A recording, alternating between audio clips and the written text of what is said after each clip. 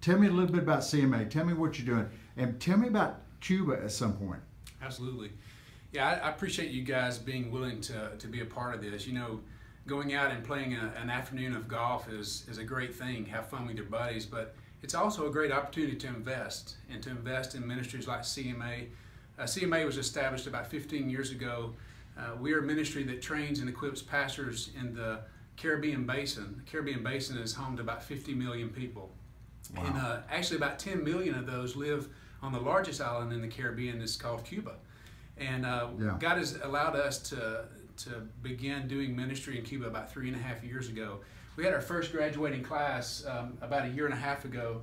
This is a group of 24 leaders from about 3 different cities in Cuba that went through our training. I want to tell you about 2 of these guys, Angel Luis Gonzalez. Let me zoom in and get a little tight shot. Which 2 guys? Angel Luis Gonzalez and Uciel Sanchez.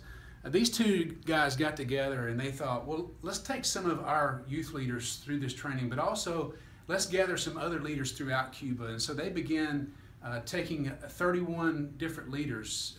These are men and women who are involved in youth ministry from about 5 different provinces, some of them traveling 8 to 10 hours by bus one way to get to the training. Wow.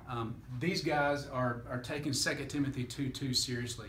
They're entrusting to faithful men and women who are able to teach others.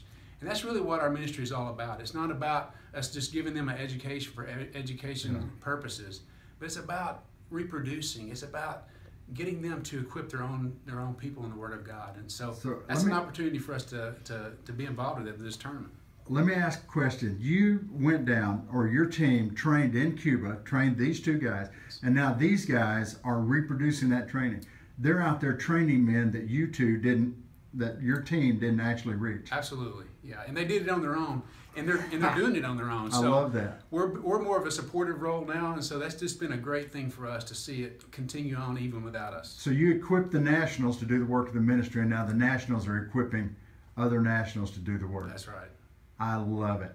Listen, you need to come out, barbergolf.org. You're supporting CMA, and this is an organization that is taking that support, and they're going straight into the nationals and training the nationals. Cuba desperately needs it, and these guys are right there on the front line. Hey, Paul, thank you, man. We're going to connect again and do some more of this, all right? All right. Love you, brother. Appreciate it.